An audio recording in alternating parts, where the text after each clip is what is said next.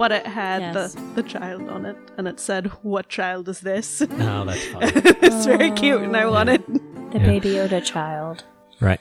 We're recording. This is now, in fact, a Baby Yoda Stan account. We are... We're pro Yoda. It's not We're Baby talking Yoda. floating bassinets. We're talking bone broth. We're eating frogs. We're doing it all. We got theories. We got thoughts. He's the bastard child of Yoda and Yiba or whatever her name is. That doesn't seem to be the case. Aw. Hey, everybody. Hi. Howdy. So we're back. We're going to move into part 2 of talking about some terminology and But stuff. it's like a week later, so... It's totally a week later. It's totally a week later. Totally not 5 minutes later. Does anybody I have the just sheet? hibernated through that whole week. You had the sheet, did you not? I don't know where the sheet went. Who else has the sheet? Hannah read it. Oh, yeah. Hannah has it in her hand. Welcome to the PodPodcvlcast. Oh, boy. No, the Pod Yoda Pod. Okay. Welcome to the PodPodcvlcast, where we talk about life, love, learning, and libido, and share our journey through polyamory and kink. I'm Max. I'm Hannah. I'm Chastain. And I'm Erik. What are you doing over there, Eric? Looking at Baby Yoda. Are you looking at pictures of Baby Yoda? Are you looking at the Baby Yoda? Yeah. I like some soup. Babies with Baby Yoda. You should look Bone for broth. Baby Yoda soup gifts, because it looks like Baby Yoda's just drinking tea and judging you. Oh, okay. Oh, and Eric's got a Yoda-colored microphone cover. That's purely coincidental. No, that's the color of weed. We've already discussed this. Mine is the color of space krill. It is. Wow. Mine's the color of Tatooine. Mm-hmm. The binary sons of Tatooine. That's enough of that. Hey, Jess, you want to talk about your kind of new exciting thing you got going on? Oh, I need more questions of that. Do you want to talk? Oh, yeah, right. Do you want to talk about your dynamic? Oh, yeah. So I have entered into a temporary service agreement with a service submissive. So I don't know if anybody knows this about me, but if you know me, you know that I'm into heavy objectification play, dollification, and having people do stuff for me, like make me tea and or be a footstool. So that's what I've got going on. So somebody comes to my home and dresses up in a sort of Edwardian outfit and polishes furniture for me, and then I get to dress them up like a pretty doll, and yeah, and their stuff. So that's fun. It's an entirely platonic dynamic, and I'm in the middle of writing up our guidelines for our agreement, and I'm very, very, very, very, very excited about it because, 1, it's always nice to have extra help around the house. 2, it's always nice to get to objectify people. 3, it's always nice to be able to use people as a footstool because it just makes me happy. That's it. That's all I have going on. It's nothing really special. I mean, it's special to me. Yeah. I don't know if it's special to the listener. I guess it's weird to people who don't really know much about dollification. Dollification is an objectification fetish where you like dressing people up like a doll and treating them like a doll and programming them like a doll. And I think the benefit for the person who is the doll is they enter sort of this headspace where they are in a simpler headspace where they don't have to do much other than follow instructions. I think that's what's always been explained to me by people who are interested in being dolls. I'm a doller. I don't like to be a doll. So, yeah. Yeah. Cool. Any questions about that from the peanut gallery? No. Yeah. Yeah. So last week we talked a lot about sort of 101 terms, and we have some more 100 level course terms, but these might be like a 150 Ooh. class instead of a 101. Is one of them double penetration? No. Oh. And it will. Oliver got really mad about that. Yes. Well, he should. He don't like that DP. I'm gonna go let him out. Cast it out. This is a podcast where we talk about love and relationships, sex and kink, and polyam issues, and whatever else comes up. While we talk about those things, we will probably also touch on stuff like abuse and violence and mental health challenges. Those can be difficult topics, so keep that in mind moving ahead. And we're back. We've been back a lot. Yeah. And we're front. What? 10. We're fronting. Blank Oof. Patch did that one Good once. grief. And What's we're that? front. I've heard and we're front before. Yes. And we're sideways. Yes. Oh, good gosh. Hi. Hey. Okay, so we're 150 level. 150 level terms. Right. So on my handy list of terms, I have a lot of terms that are about relationships, about kind of what you are to another person. Okay. So, for example, what is a metamor?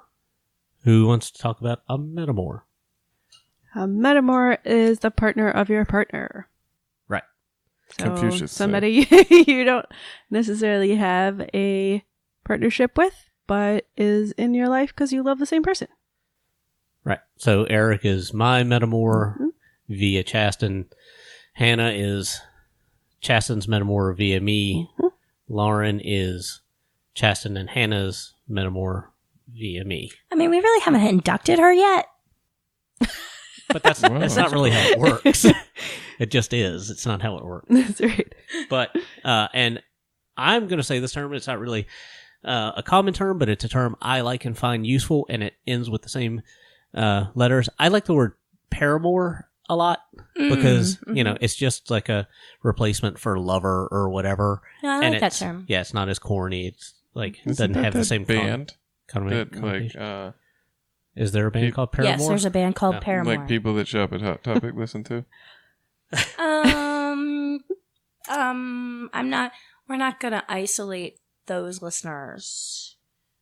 No, I do. I really don't know. It was just something that. I think that...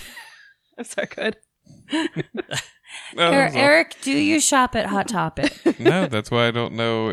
Do you listen I to imagine Paramore? I bought something from Hot Topic at some point. I probably bought a chain wallet when I was 14. My or sister, something. I love you. I know you bought stuff at Hot Topic. Oh yeah, recently. Wow. Kool-Aid Man, that statement. There's lots of cute t-shirts there now. That's They have a all lot I of know. wrestling shirts now.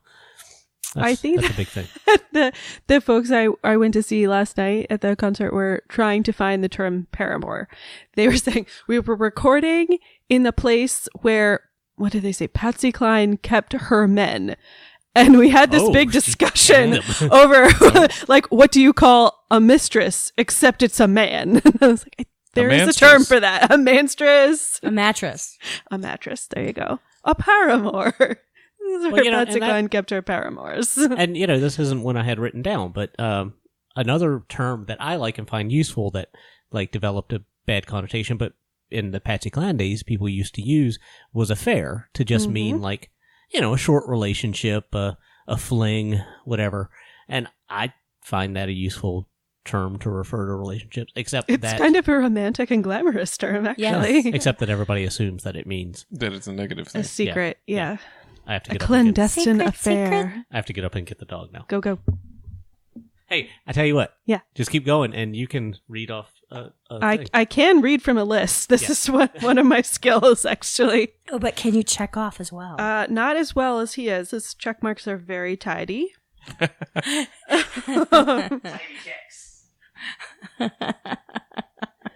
Wait, I don't understand his system. We're not going in order. No, I don't think Just there's pick an one. order. Just to pick one. Okay. What about comet? Ooh, What comment. relationship Usually, is it's that? a chunk of frozen. Space Don't ice give up and now. gas, Keep going. and Yes. they Yes. generally have some kind of semi-regular orbit around a celestial body. Max has a comment. Max, tell us about your comment. My comet lives in New York City, and New York City? that's the place. And I met because you and she were online friends for a long time. Get a rope. And Oliver is attacking Hannah and her microphone. Yeah, and I haven't even talk to her in a while and don't see her more than every couple years. But when we see each other, we kind of get back together, and it's great. I don't know what he wants from me. Does he want his blanket? No, he's good. He's trying to get to the cups in case there's good tea. Or paper towels. Or paper towels. So did we actually cover Comet? Did we say what it actually no, is? So Comet is somebody that you have a connection with sexually or romantically or relationshiply or what have you, that you see every now and then. They come by every now and then. You don't necessarily... To put it in the Stevie Wonder terms, a part-time lover. You want to give us a few bars of that, or No, not right now. Come on. It has a fantastic beat, though. It's very upbeat. How's the beat go? Just give us the beat, man. Nah, I'm Oh, not drop that beat. I'm not drum machining it right now. So a thing that we, attend a lot, that you see a lot in the polyam community and the kink community. What's a munch? It's a disgusting word. I hate the word munch. Yeah. It does, yeah. You know what? I It does saw seem a to worse undermine one the other day. What was it? A chat and chew. Ew. Oh. And then I realized how good we actually have it. So what's a munch, Hannah? A gathering where you have a meal together. A late impressionistic yeah. painter. Oh, right. is Yes. famous. Monk. Edvard Munch. Oh, he's not a munch. Let Hannah finish. Sorry. You eat food and talk with people and get to know people. It's like a scheduled gathering. Right. Where you can eat a meal and hang out with people who are like-minded. So then what's a slosh? Same Isn't it thing, the but with same? drinking. Yeah. More A lot of drinking times it's focused. just a happy hour with people you only kind of know, which is about as great as it sounds. No. I have had great experiences at munches and sloshes because you know that you have a framework for a social interaction that's familiar, that everybody can participate in, and you get to meet people who, have the same interests that you do. It's good. It's networky. I think what What's going on over there at the I don't giggle know. couch? what's the thing that the swingers used to say to us, Chas? Meet and greet. Swingers tend to call it a meet and greet, right? But essentially the same thing. You go into a restaurant or a bar at the same time and place. Yes. Cool. What is What was that happening? about? Oh, jeez. Where are you going, Ed McMahon over there now? Yes, you got it. Oh, Sorry. Jesus. You have a giant check that you want to present to somebody somewhere? I just wanted to do Epic Man like once in my life. Oh. Not like dude. But why this moment? Well, Help me. My brain is not connecting these events. Mine did. It's okay. Just move on. All right. But okay. Let's talk about, for a minute, let's talk about collaring. Let's talk about what it is, Collaring? what it means. Who wants to talk about collaring? Chastain does or does not. It's hard to tell. I can talk about collaring. Okay, so collaring. Well, there are different levels of collaring. Collaring can be as formal and sacred and important as like almost a commitment or marriage between a dominant and submissive, where a dominant person is presenting a collar to a submissive person, and a collar is a symbol of ownership or possession, or it can be used to represent play. So, for example, during this scene, I will put this collar on you, and during this scene, that means that you belong to me, but it is only during this specific scene. Or you can have a collar that is used for indicating different things, where it's not like, oh, I'm not collaring you as in we're not like all the time. It's kind of like, what was the term we discussed last episode? Passive power exchange, where it can be like you can have a power exchange where it's like just for the scene or just for play. You can have it where it's kind of only when you're on dates and things, or you can have a total power exchange. I think of collaring as kind of the same thing. It means what you want it to mean, and it means different things to different people. Collaring specifically to me is a very formal thing that you do with people who mean something to you and that you want to form a specific bond with. In a power exchangey kind of way. It doesn't necessarily have to be between a dominant and a submissive. It could be between a sadist and a masochist. It could be between a top and a bottom. It's typically used in the kink world. Am I in the right area? Yeah, I think you're being fairly comprehensive there. Okay. And it can be, as you said, it can be a very high protocol kind of thing, right? Right, that's the word I'm looking for. High protocol, yes. Right. So tell me what high protocol is. High protocol is specifically formality. High protocol is like the difference between a Latin Catholic service and a Birkenstock wearing, acoustic guitar, denim clad Baptist service. Oh, dude, I think you're kind of losing the thread on this metaphor. So, high protocol is like a formal dinner as opposed to going to McDonald's and just grabbing something to eat. The pump and ritual? Yeah, it's high protocol is fancy. High protocol is manners. High protocol is ritual. High protocol is rules and following guidelines and having things a certain way. Right. And things have meaning. The word ritual is really, really important here. Well, Birkenstocks and jeans have meaning too. Listen, hippie.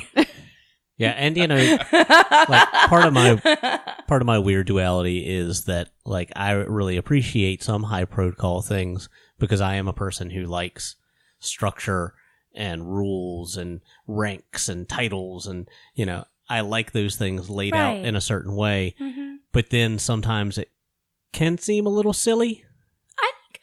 I think of all the four of us, I think aren't we all like that a little bit? Like we all like to be a little snooty, but we all like to let our hair down and kind of go like, well, that's some snooty bullshit. Yeah, right. Like, aren't we all like that? I think so, I'm a lot like that. You're a lot like that, yeah. Like, don't go to anywhere where there's a orchestra with Erik. I think because it's amazing. I think on the sliding scale, I think like you and I, Chastain, like weird formal bullshit down to Erik who does not. No, I do. It brings out the subversive in me. For sure. Erik likes weird formal bullshit, but he also likes to I don't know. Say fuck that. Yeah. I don't know. Erik's a complex man. I enjoy the formality of a lot of things, but I also like to enjoy bucking exactly that and saying no. And Hannah, what does Hannah enjoy? Triscuits. No, it's fun to like have an elevated atmosphere, but I think everybody kind of wants something that they can participate in whenever they're feeling it and then can opt out of when they're not. Yeah. Oh, and I didn't think about this until just now, but we've mentioned before, like, it is great, it is wonderful to have your protocols. Right. But you don't get to expect everybody else in the world to follow your protocols. Right. There's no right way to do any of this stuff. Protocols. Right. Right. So I was remiss before. We really should have talked about this sooner when we were sort of talking about different ways that people practice non-monogamous relationships. Hannah, tell us about solo polyamory. Oh, I ask you to talk about solo polyamory, which is why I'm on the spot now. Well, why don't you start solo? And sure, I'll start solo and then pass off the solo with a we'll do a round. Little duet in the middle. I feel like I've most often heard solo polyam in the context of like somebody who considers themselves to be independent, who probably doesn't have a nesting partner, right? They don't have a household, but they are maintaining multiple relationships or seeking multiple relationships. And, I come across people who really love the freedom and, I was trying to find a word for like sorry. I was trying to find a word that doesn't sound negative. But I think that our culture just thinks that having lower levels of commitment are negative, and that's sometimes associated with people who use solo poly as a term. Right. Yeah. We have a friend, someone that I have had a relationship with, who, when I think of solo polyamory, I think of this person, someone who owned their own home, had their own living space that they lived in by themselves, but had, other than our sort of casualish relationship, had 3 serious partners, and each of them had a night a week that was their night, and they were very serious and long term. And that's what I think of when I think of that. She enjoyed the freedom to live on her own and be independent, and to see whomever she wanted to see. But she also had serious long term partners that were there and were part of her life. And sometimes those relationships have different motives or end goals, right? Than somebody who is particularly dating to move towards start a family, marriage and commitment. Right. And so I think we culturally have a tendency to look at those relationships as less mature or less meaningful, and that's pretty much not the case at all. No. I think that, those times with those partners are treasured and committed and important. And I think anecdotally, we are seeing people in their early 20s who before would have just been kind of dating around and dating casually, more often refer to themselves as like practicing a kind of solo polyamory, rather than just doing what you do in your early 20s, which is date around, and sometimes those relationships overlap and sometimes they don't. Which is good. It's a more intentional, like thoughtful way to live, right? Right, I agree with that. Something that I haven't heard you bring up on the list is I got my pen ready. The relationship escalator. No, I have no. Tell me what. The, Sorry, what? The relationship escalator. It's a thing that I hear people toss around a lot in the polyam community. I've heard it said a lot around here, especially at sort of like the 101s, which is essentially the societally mandated or approved or dictated monogamous path towards romantic happiness, which is you date and then you get engaged and then you marry and then you buy a house and then you have babies and then you die together. Just the expected timeline that you're supposed to follow. Right. And I think that, I think that solo polyam really, really bucks against that, and is a very, I think, is the most political of the polyamorous types, or the non-monogamous types. How do you mean political? Yeah, because you're choosing to say, I am going to not cohabitate. I'm going to not partner permanently. I am not, at this time, procreating. I mean, it's political to say I'm not having children. I mean, everything is political now. Well, I think I got in trouble a couple weeks ago for saying that coming out was a political act. I don't think you did. Oh. I think I said that 2 years ago I wouldn't have said it was political, but now I do absolutely believe it's political. Okay. And I just mentioned, I think, the way I was talking about people dating in their 20s, I think I mentioned serial monogamy. Did I say serial monogamy? Not in this one. No, we haven't talked about it yet. Okay. That's exactly what you were describing. Yeah. Yeah, but so serial monogamy is the way that most people date in their 20s, right? Right, You date somebody, you date somebody else, you date somebody else, Right. Sort of often in rapid succession. I certainly did it at different points in my younger years. And I find that women that I have had conversations with, whether or not I've actually gone on a date with them, will have as many partners as I have in a year. I just happen to have them at the same time. Right. Absolutely. And yet they find like what we do gross and risky and terrible and Right. all that sort of stuff, which And I think I've shared before that, being young and apparently single or, whatever, throughout the past few years, I've gotten a lot of encouragement from people who might not necessarily understand or agree with polyamory, but say, oh, but you at this time in your life, it's absolutely healthy to just keep your options open, right? And try out a bunch of different things. And that's something that we have made some social space for, that's okay. Now that people are realizing that I have moved in with my partner, I am getting a lot more, but what if you want to have kids, right? It's like, what's the next step?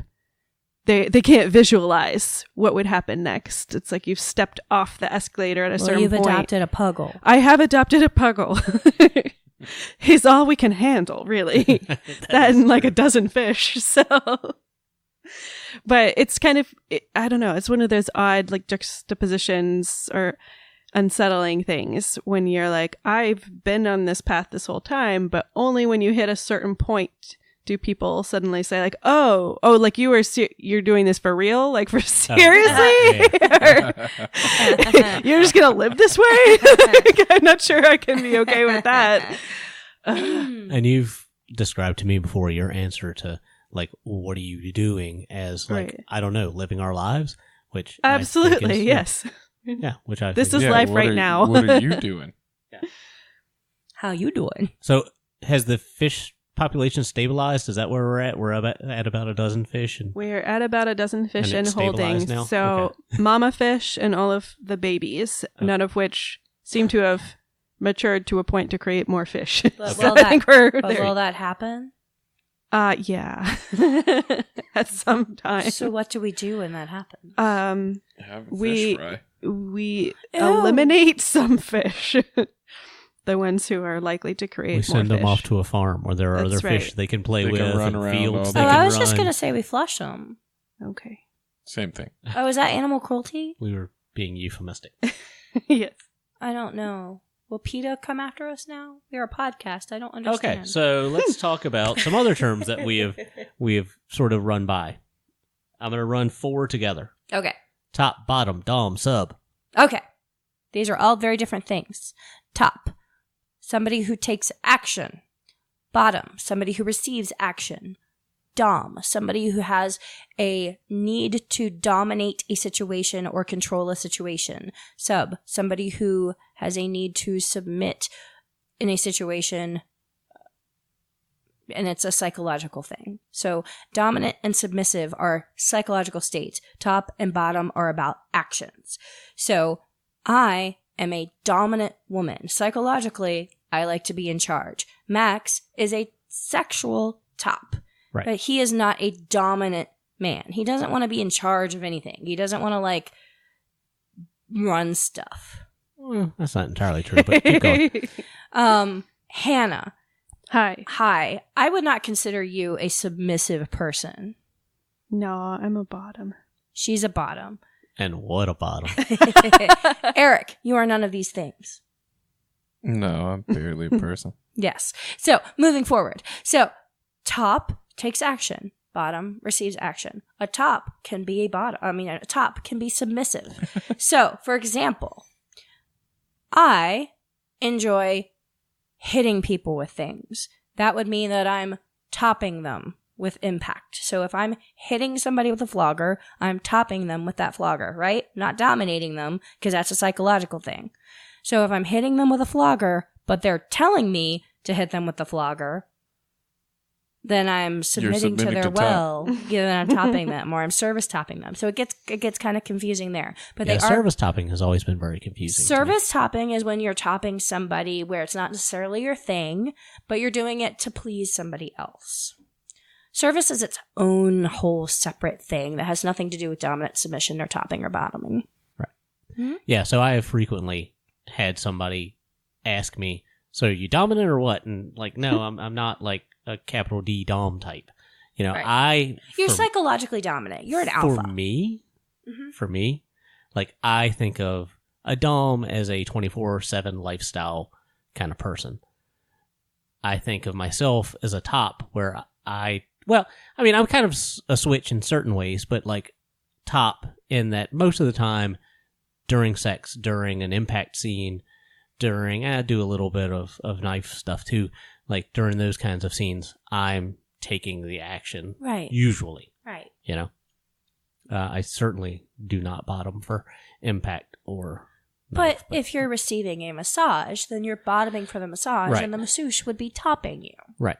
Right. So, and that was that, and I just threw another word in there that relates to this, which is switch. So there are certainly people that go Right. back and forth between. And you can be a switch as a top or bottom, and you can also be a switch as a dom or sub. You can have aspects of your personality that are dominant and submissive. And you find this very frequently in especially the business world, where you have people who are very, very, very controlling in their work life, who need to be submissive or passive in their personal lives because they Right. need to give up that control as a means of balancing out their world. And that feeds into bottom topping. What is bottom topping? Bottom topping is when somebody who is on the bottom is giving instructions to the top or forcing a situation and causing the top to do things to them. You see this situation very frequent with bratting. Right. Brats are basically people who are manipulating a situation so that somebody will do something to them. So, I mean, you think about a brat. A brat is like, but you won't hit me. I'm going to do something bad because I'm going to be in trouble.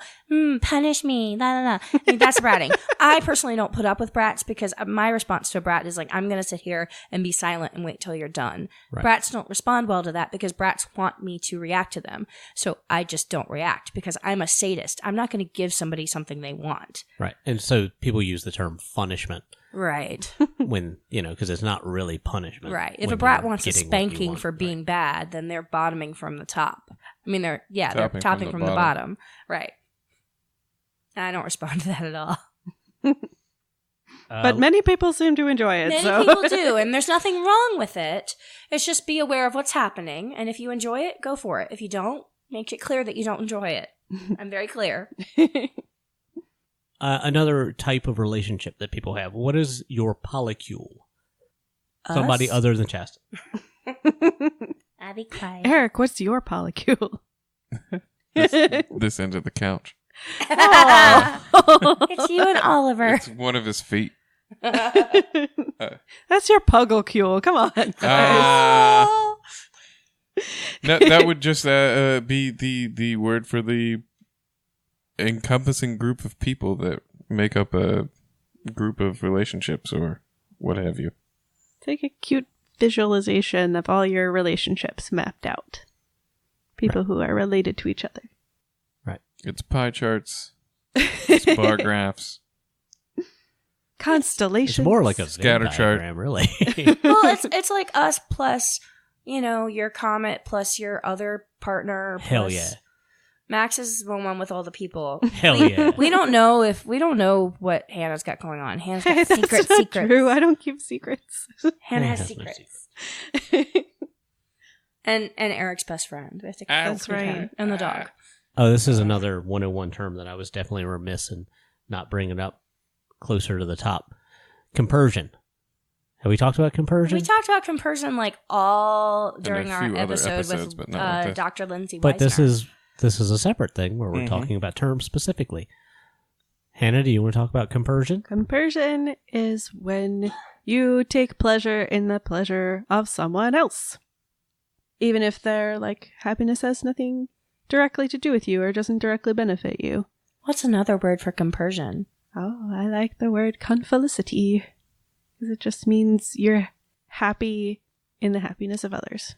And it made you do a little dance. It did make you do There it. was a dance. Confelicity makes me do a little dance. And, people often say that compersion is the opposite of jealousy, but that's not necessarily true or accurate, right? No, it's not really it stands on its own. It's its own thing. Right. And I think it's a very happy, pro-social thing that we should all be striving for, regardless of what kind of relationship styles we have chosen. What does it mean, Chastain, to be fluid bonded with your partner? It means that you exchange icky stuff. Icky. That's you exchange not cool. that you exchange sexy stuff. Being There you fluid bonded with your partner means that you engage in any kind of sexual act that exchanges blood, saliva, seminal or vaginal fluids. Right. So not using condoms, essentially. So not using condoms, but some people consider kissing fluid bonding. Some people consider oral sex. So not using dams and such. dental dams when you're having yeah. Yeah. And so typically this is a part of relationship agreements, right? Right. That one's pretty easy and straightforward, but I think it's also something that people entering into the world of non-monogamy don't really know this specific term. They obviously know the concept of fucking without a rubber. I think that some people use it differently though, because I think fucking without condoms is different than do you include oral sex? Because I think if you have oral sex, Right. you are fluid bonded. You have access to capillaries, you have access to blood, you have access to all the same fluids. Swallowing is fluid bonding. Like all of that stuff is still fluid bonding. Well, So yeah. oral sex should be included in fluid bonding, and you need to make sure you're having those conversations with your partners before you're going out and having sex with other people. So that means using oral condoms when you have oral sex, or using dental dams, or at least some saran wrap, for crying out loud. Why are you looking at me like that? I don't know. Saran wrap? Yeah, I don't Saran think wrap that's- is the alternative to dental dams. I yes. know, but, I don't think it's something like a piece of advice we should hang our hats on. I mean, I really personally think that the press and seal works better. And it's also, we can also note that even if you are using barriers, there are things that pass skin-to-skin contact. Yes. Regardless of I mean, of a use of condom is barriers. only covering a penis. It is not covering the rest of the things. Female condoms are only covering a certain amount of the area. Right. You would have to wear a full body condom to avoid any contact with any kind of fluid. And even kissing, you're still exchanging saliva. So you can get herpes from kissing. So that's still a level of fluid bonding that you need to talk to your partners about your level of comfort. And Hannah gave an example in an earlier episode where she had someone who did not kiss on a date because they didn't want to introduce things into their polycules ecosystem. And that's perfectly valid. And that's why we need to have these conversations, and we need to understand what we're getting ourselves into. Yeah. And that was I think I shared earlier that was a great lesson in not making assumptions Exactly. for me, and always putting that information at the forefront. It was such a relief for that person that I was on the date with to bring that information to me instead of leaning in for a kiss and then receiving that information. Thank you for that So, Four Agreements yes. reference. Thank you. So here's a word with a bunch of different meanings, and let's just kind of talk about the word and talk about the concepts. Lifestyle. Meh. So Not it. often, We're just living our lives. often swingers will refer to swinging as The lifestyle. We also talk about people who are in 24/7 DS relationships, or who live a full-time, DS life as being lifestyle people. It's a We pretty talk about broad people spectrum. Or the Talk about opposite of people that, in that vanilla people are not in the lifestyle. right. Or we talk about people being in the leather lifestyle, or I consider any number myself of a things. lifestyle dominatrix. Why do you consider yourself a lifestyle dominatrix? That means that as opposed to a professional dominatrix. Okay. It's when you do it at a mall, right? Aren't those lifestyle centers now? They're not malls. So, yeah. Oofta. Yeah, I think it's a sort of tricky word because people use it in different ways.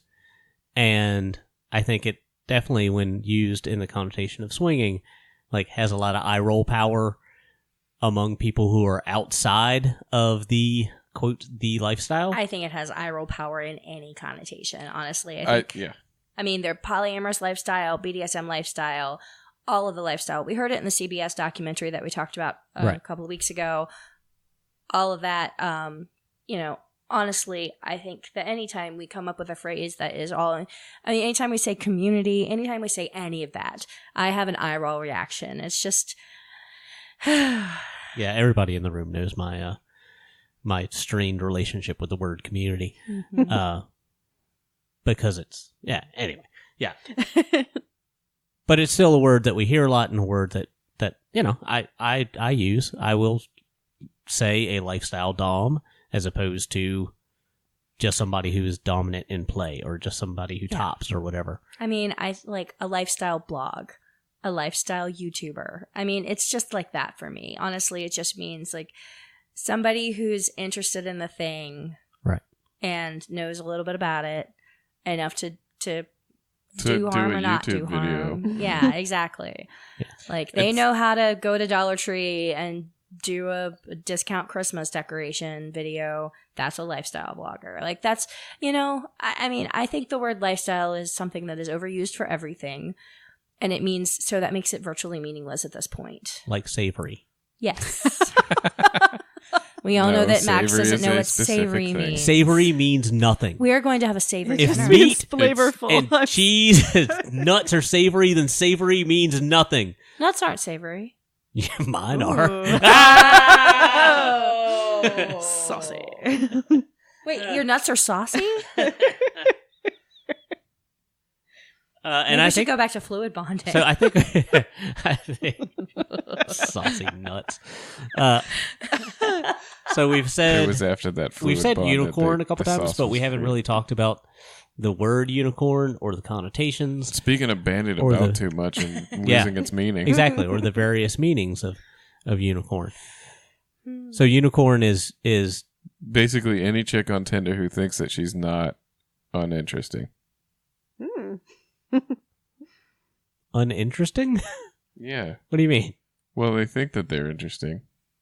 Hence the double negative, not uninteresting. Okay, And so thus they are a unicorn. So Eric has this thing where he finds it very amusing that unicorns are a funny cultural phenomenon right now. It's a dualistic phenomenon. Yes, but also unicorns are a thing where they're the it's the single slutty bisexual girl, or often single slutty submissive bisexual girl who wants to date you and your husband, or you and your boyfriend, or fuck you and your boyfriend. That's what a unicorn is. Well, I think that one definition is hilarious when you see the amount of the unicorn emojis pop on culture. Tinder. Yeah. Yes. Well, no, not even that. Just like the big unicorn float in a pool. Yes. So I That's taught my favorite. I one, taught Eric what a unicorn was because I've never heard that term before. in the threesome sense. And then when Eric started seeing it out in the world, he was like, "Do you think these people know?"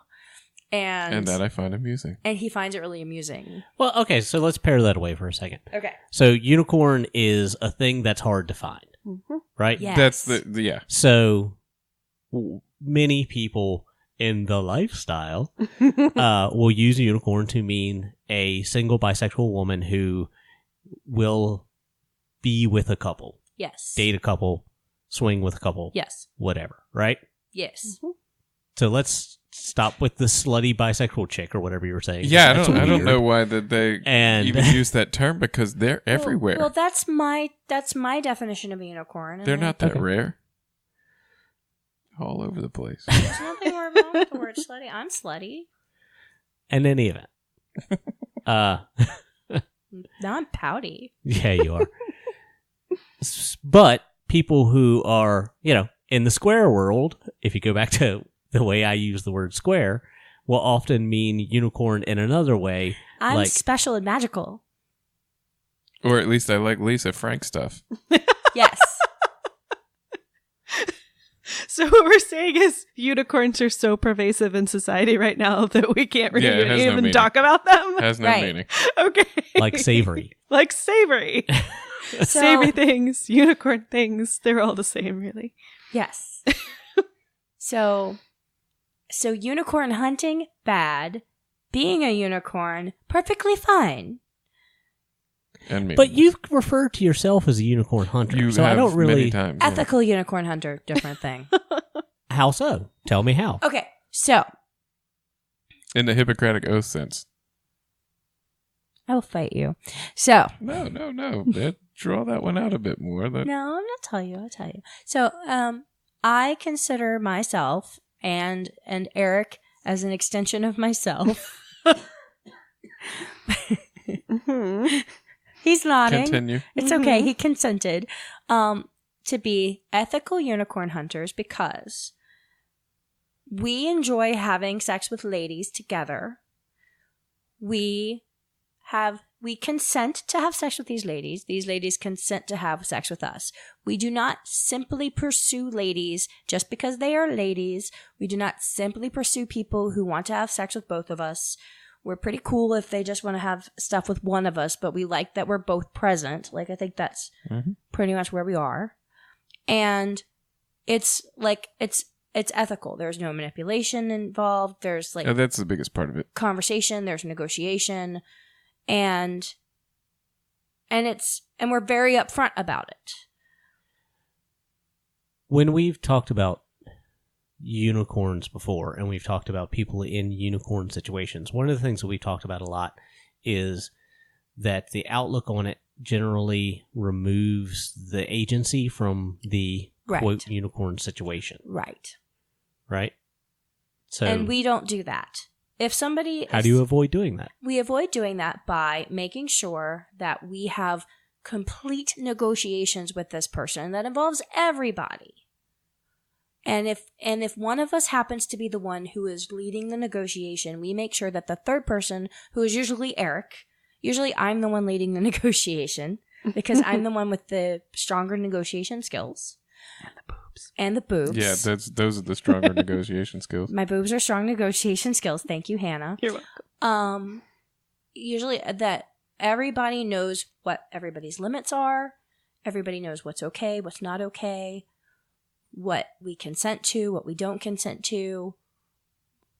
When is this play going to happen? Is this play going to happen at a party? Is this play going to not happen at a party? Is this play that's going to... Like, you know, is this a scene? Is this just something...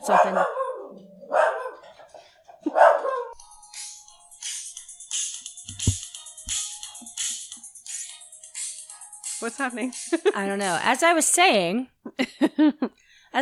we fully negotiate with this person and make sure that their agency as well as our agency is preserved so that they feel like they can walk away from the situation and they are not manipulated, nor do they feel ganged up on by the fact that there are two people in a relationship, and that they understand that their interaction with me and their interaction with Erik is still completely two separate things, that they aren't just having sex with a couple, that they are having sex with two separate individuals, and they get to decide what they want to do with those two separate individuals.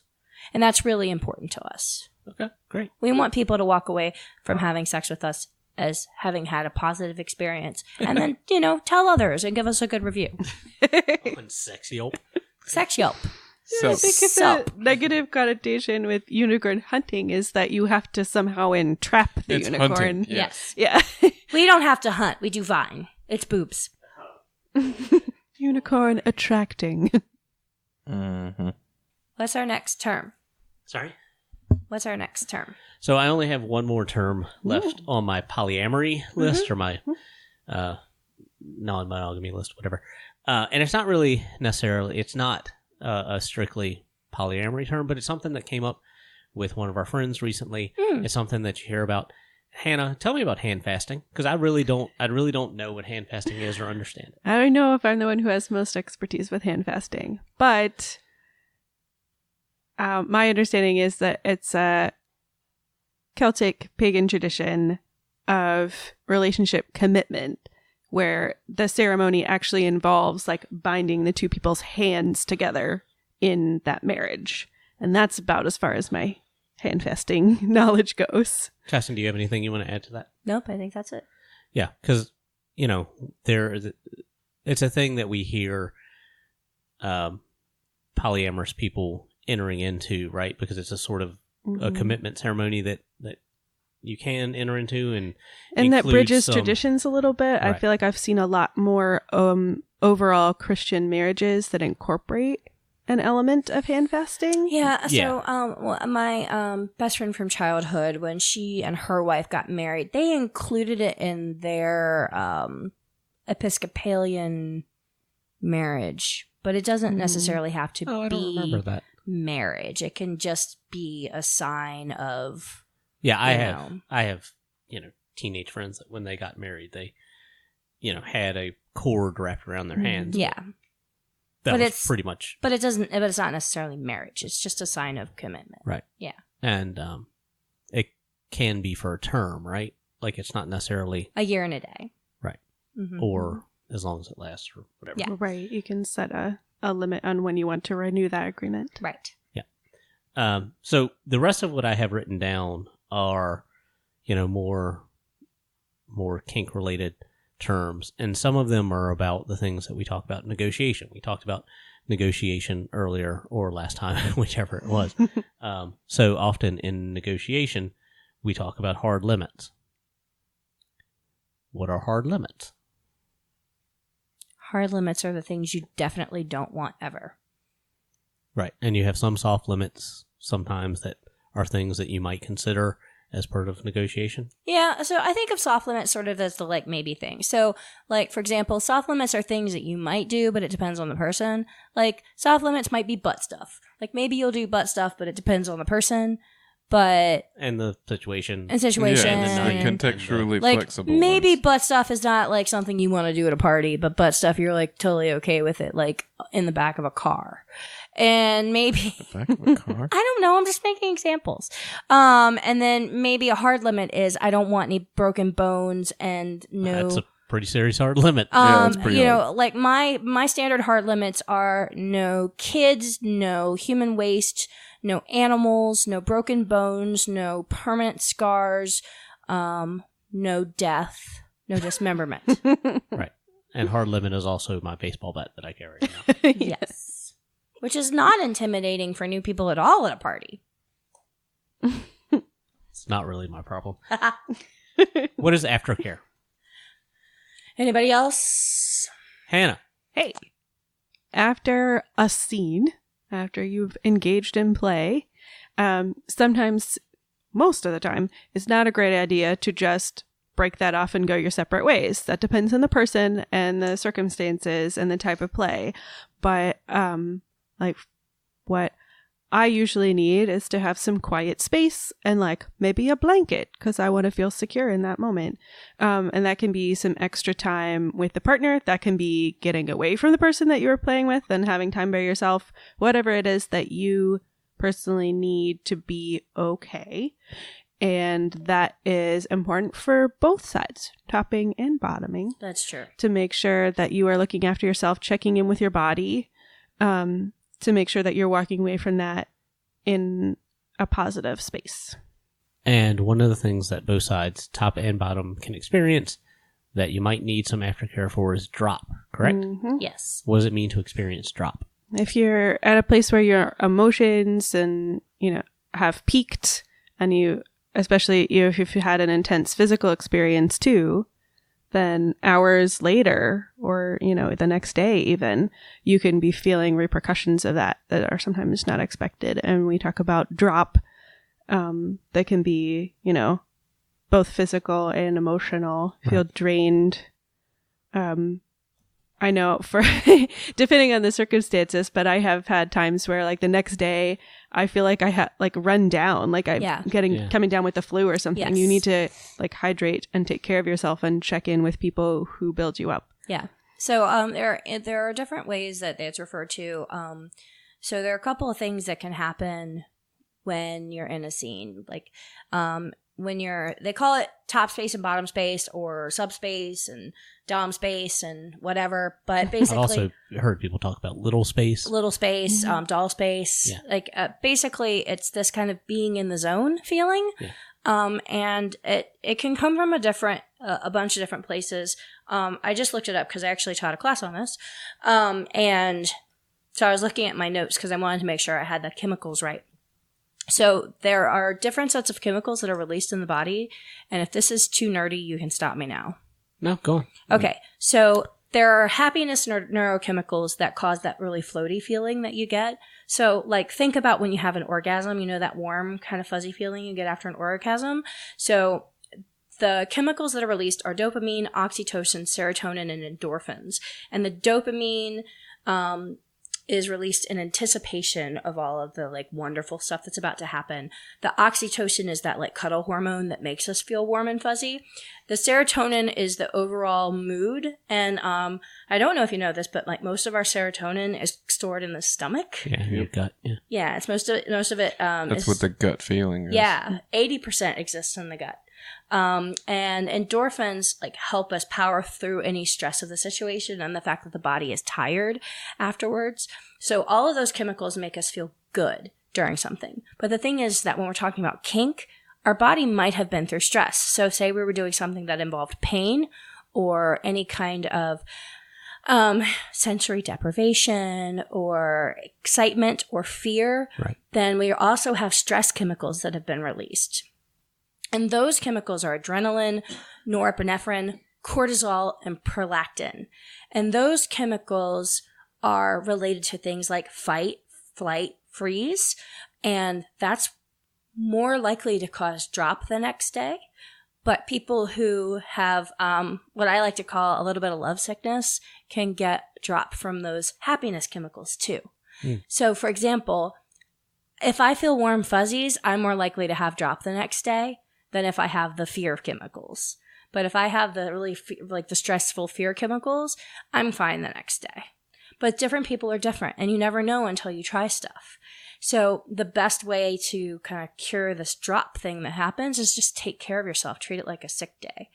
And so that's why aftercare is important, because you're really just bringing your body out of a stressful situation. Like, you think about it like a baby being birthed into the world. Like, you've just gone through a stressful situation and all these chemicals have been put into your body and rushed into your body. So you want to like ease yourself back into the real world so that when the next day comes and you're kind of dropping, then you have a nice soft place to land. Right.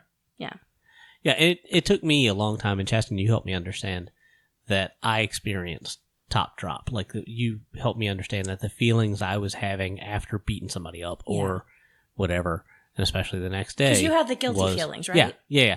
And I have, a lot of people, when they do when they top an impact scene, something like that, they really like to see the marks the next day, the photos of the marks. And I don't. Yeah. Like, when I get texted those pictures, like, I feel shitty. Like, I feel like I've done something wrong. Yeah. And I know I haven't, because it's consented to, and I'm receiving those pictures in such a way that this person is saying, hey, look, isn't this great? Yeah. But, like, there's still something inside me that says you did something bad because you hurt another person. Right. So, yeah, you helped me understand that what those feelings were top drop.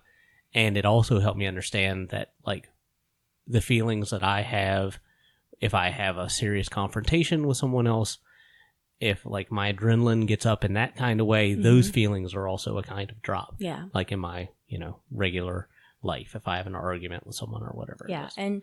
And if you are prone to depression or anxiety, you are more likely to experience drop more severely than you would if you don't deal with those types of mental health issues. So it's really important during negotiation to talk about any medications you might be on, if you're in therapy for things, if you're seeing a doctor for anything. You don't necessarily have to give specific details. You don't have to say, I went through this childhood trauma and this is why I think that this is important, blah, blah, blah. You don't have to do that. But you need to understand how you might react to certain scenes so that you know how you can take care of yourself. For example, and I'll go back to interrogation because I think I talked about this last episode. With interrogation, that's something that can cause trauma or bring up past trauma because you're talking about something that involves torture, shaming, and sensory deprivation. And that can bring up a lot of old things that can just come up and things you don't even remember that happened. So with those, for aftercare, what I like to do is have somebody go ahead and schedule therapy appointments, even if they're not already in therapy. And just have it set as 1 month out, 3 months out, 6 months out. Even if they feel like they don't need it right after, you never know. Nightmares can happen.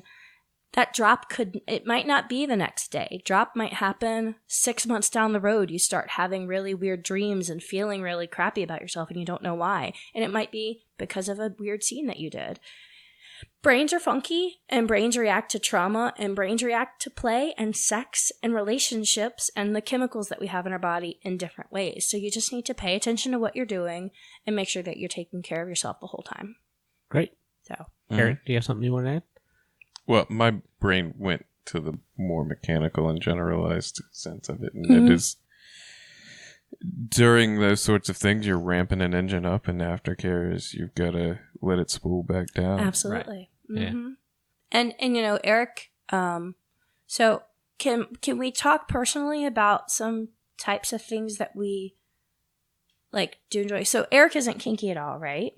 Not so much. Eric is a sensualist. That's how you would describe yourself, right? Yeah. Okay. So Eric is a sensualist. I'm a sadist, a baby girl, and a domina. That's how I describe myself. Sure. Hannah, how would you describe yourself? A bottom? Yeah. Masochist? Yeah. Max? I just top. I wouldn't call myself a sadist. I Mm-hmm. do sadist things, but like I said, I have weird feelings about it, and Yeah. That isn't the end goal. Okay. Okay. So the reason I was asking is because we all have different sensitivities to things. And I was just curious because, we're talking about this stuff, which, aftercare and all that stuff. There are things that, people in this room would be completely repulsed by other people in this room doing. There would be things that if one of us did, or one of us wanted to do, or one of us brought up as a fantasy, other people in this room would be completely oh my gosh, that's gross. And that's okay, and that's normal. Everybody's different. I just wanted to point out that everybody's really different. That's it. That's all. Okay. Yeah. And that it's okay to be different. And it's okay to be different than your partners. And it's okay to, it's okay to say that's not my kink. Right, but not okay to shame others for their kink. But mostly keep it to yourself. Don't walk up to somebody and say that's not my kink. We have. Well, that would just be weird to do anyway. I mean, y'all shame me for my weird cannibalism stuff. Well, except for That's that one. justifiable. That one you should be shamed for. Yeah. For example, I don't like blood. It just kind of squicks me out in general. A lot of needle stuff I don't like because of the blood part of it, and because of the skin pulling and that kind of stuff. Just kind of squicks me out. It's perfectly fine that other people enjoy it. I'm going to put a little asterisk here because I'm going to come back to something in a second. So we have a couple that we're friends with who the male half of the couple does a lot of needle stuff, tops a lot of needle stuff, and on repeated occasions, the female part of the couple has come to me and said, I just want to let you know, he's going to be doing a needle scene over here in a few minutes. So, and that's very, very thoughtful and awesome. And that's somebody that just recognizes that this thing kind of squicks me out a little bit. And, maybe in my own home, I want to find somewhere else to go stand for a half hour or whatever it takes. And that's really awesome. Yeah. I've already forgotten what my asterisk was. Oh, this is my asterisk. So when I was saying everybody's thing is their thing and whatever, I have this pet peeve. If you say no judgment, that means you're passing judgment. So don't say no judgment. It's just like when people say no homo. You're implying that there is something there for there to be judgment about. Okay, so, People are going to judge you, but not me. okay, so no judgment, but Yeah. Yeah. Yeah. And it's a thing you see a lot in dating profiles that they're I don't want any poly people. No judgment. Well, you're implying that there's something there to be judged. In any event, that was my asterisk. All right. So I'm at the end of my list, except I have 2 terms for specific, types of play or DS roles, one of each, that you see a lot that I was going to throw out just so we can define them real quick. So, Okay. if somebody hears them the first time. Is And the if you guys lightning have, round? if you guys have others that you want to throw out for specific roles or types of play, Be sure to that buzz the in. first time you saw it, you were I don't know what that means, Doo-doo-doo. and you think somebody else might. Okay? Let's do it. Shibari. Shibari is Isn't Japanese. that a type of mushroom? Is Japanese rope bondage. It is a more decorative style of bondage that goes back to actually torture of prisoners. And there's lots of information and lots of actually really good podcasts about shibari. So I have one that I can recommend. I have to look on the notes because I took a really great class from a really great local teacher. who gave really great recommendations on really good podcasts that were super interesting, and I will link them in the show notes. Right. So you might be at a play party or a demo night or something and overhear somebody use that word. Yes. That's what that word That means. is Eastern style rope bondage, which is opposed to Western style, which is more like damsel in distress, where you just see ankles, It's wrists, lassos. knees. It's horses. Hog tying. It is hog tying, which is a more practical style of bondage. Shibari is a more decorative style, and it's very beautiful. All right. And DDLG. Isn't that daddy and little girl? Yeah. Yeah, daddy dom, little girl. Another term that you might just see on a profile or over here and not know what it means the first time, right? Mm-hmm. Anybody got anything to expound on DDLG? Not really. Like everything else in the world, like there are a million flavors of it. And Yeah. I mean, nobody I does wasn't going to anything the bring same out, way. there's also the like adult baby diaper things, and then there's adult nursing relationships, and then there's the A&R was one that it took me several times seeing written out to be like to piece And then together there's always what that age meant. Like I had play, to think about it every time I and saw then it. there's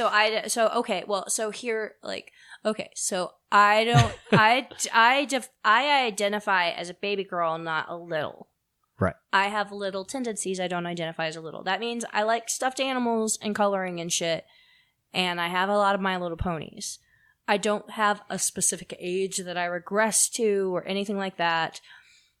Do I enjoy being called a good girl from time to time? Have I enjoyed in the past having a daddy dom? Yes. This is a very specific thing that works with specific people only. And daddy dom little girl is it's a specific dynamic that involves a lot of care and responsibility. And it's a very psychological thing, and you can find lots of information, some good, some bad. I recommend I gave you a link, Max. Submissive. What's the link I sent you? Give me a moment.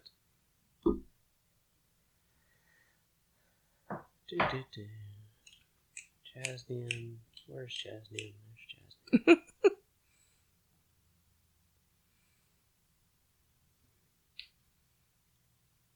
I'll put it in the show notes. Submissiveguide.com. Submissive Guide. There's also a dominantguide.com. They have lots of information about the different types of dominant and submissive relationships that you can have. It's a website that's pretty okay. There's also kink.com, which is a website that you have to have a membership for. Not kink.com. No, because that's the out of business porn. Yeah. That's not out of business. There is a kink education site that has a lot of videos that you can sign up for. And they have a lot of different informational videos about different topics that I'll link to stuff.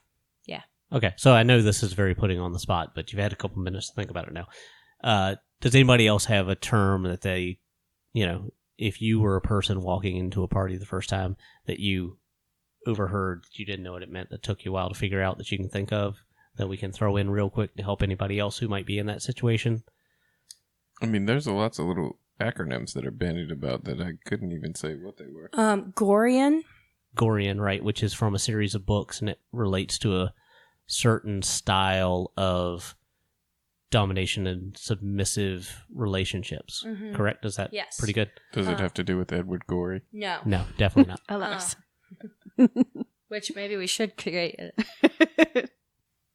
There should be Edward Gorey based, Yeah, there should be Edward Gorey based submissive poses. I was thinking the clothing. From the There is.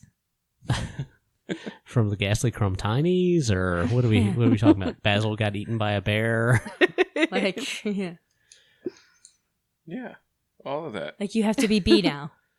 I mean, And you I have have to be I have a penciled and Ghastly Crumb stippled. tattoo, so Oh, I yeah. think I'm Well already in underway that. to I think I'm leading a already cult. a Gorian, I guess, an Edward Gorian. No, I can't That think dude of. liked cats an awful lot. It's very disconcerting. I can't think. And the math checks out. I honestly can't think of anything else that threw me. I mean, I'm really good at Google. Like, if there's anything Well, in this as- episode that we've talked about that you can't find in our show notes, As Eric, just Google it. as Eric mentioned, one of the impenetrable things is all of the initials, all of the the abbreviations. But it's just So- not to do with kink stuff. That's just people that are younger than I am. Yeah, That don't use full words. So- I gave Max a list. Yeah, so In Chas, short. put in the show notes that link you sent Oh, me I will. because that I will. one is all abbreviations. So, all right, so that's my list, guys. That's not in any way comprehensive. It's just either what came to mind or I scanned through and thought like, oh, this is a good like new person term to learn, or terms that I've had people ask me about.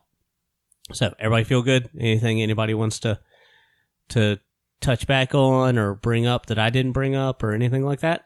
No, I think we Nope, doesn't come to mind. talked about our special Stuff. places. Right. So we got a party coming up next weekend. We got to spend this week getting ready for a party, I put it which in- involves not just normal party preparation, but also decorating the house because this is our Christmas semi-open house. Yes, this is happening. Well, it's our holiday open house. Sorry, correct. Yeah. And it's happening. I mean, this episode won't come out until afterwards, of course. Right. Probably even after the holiday Yes. passes. Yeah. But yes, this week my goal is to have most of the decorations up by Wednesday during the day.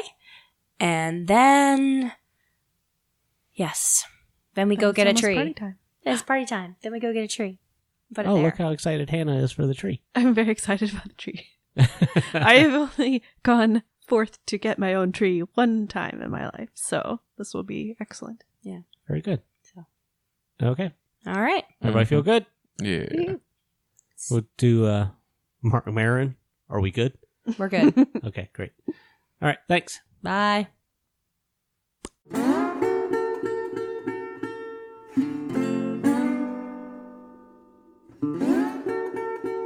You've just heard the Podpodcvlcast with your host Max, Chastain, Hannah, and Erik. Our theme song is Spencer Blues by Lobo Loco. Our break music is by Gabarino on YouTube.